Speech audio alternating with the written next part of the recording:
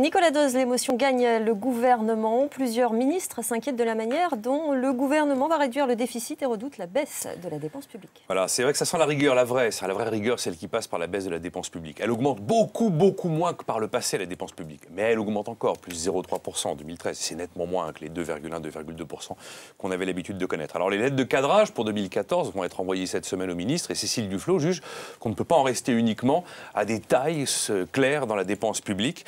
Sans dépense publique, il est évident que la promesse politique est soudainement démonétisée. Comment financer par exemple les allocations dès le premier enfant pour les mères isolées s'il n'y a pas de dépense publique? Le problème c'est que, je comprends cette émotion effectivement, la dépense publique c'est l'EPO de l'économie française depuis 40 ans. Et décider soudainement de changer, c'est vrai que c'est émouvant. En plus, à chaque euro en moins, vous vous rapprochez toujours un peu plus de l'échec à la prochaine élection. Nicolas, pourquoi faut-il tailler dans les dépenses? D'abord parce que la dépense est un record en France et qu'aujourd'hui, l'activité économique ne permet plus de financer cette dépense. Et de moins en moins. Alors auparavant, on pouvait s'endetter, c'était très bien. Seulement, on a un niveau de dette aujourd'hui qui fait que le recours à l'endettement n'est plus possible.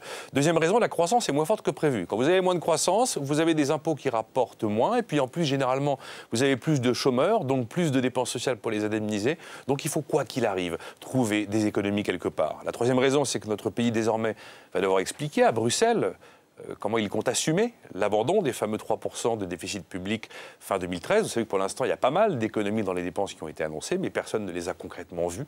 Personne ne sait pour l'instant où c'est, y compris la Cour des comptes qui s'interroge. Et le quatrième élément, c'est que la dépense publique, c'est la seule solution qu'il vous reste lorsque vous avez essayé de tout obtenir par l'impôt et que l'impôt est au taquet, et lorsque la dévaluation n'est plus possible. Donc parlons net, globalement, il faudrait que le gouvernement trouve entre 5 et 8 milliards d'euros. Sinon, l'évidence, c'est qu'on explosera nos objectifs de déficit et qu'on risquera d'entamer la crédibilité de la note souveraine de la France.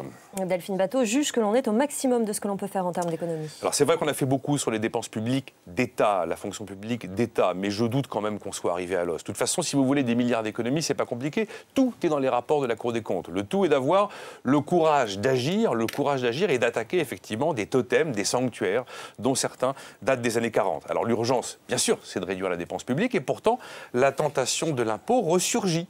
Même si le gouvernement nous a promis la main sur le cœur qu'il ne comptait plus y toucher. Et il y a, à mon avis, deux pistes fiscales qu'il faut regarder de près, car elles risquent de bouger assez vite. La première concerne les allocations familiales. Elles pourraient être fiscalisées, les allocations familiales, ce qui n'est pas le cas. Et la deuxième piste fiscale dans le pipeline concerne les pensions de retraite, et notamment certains avantages des pensions de retraite, notamment le fait qu'elles soient toujours indexées sur l'inflation.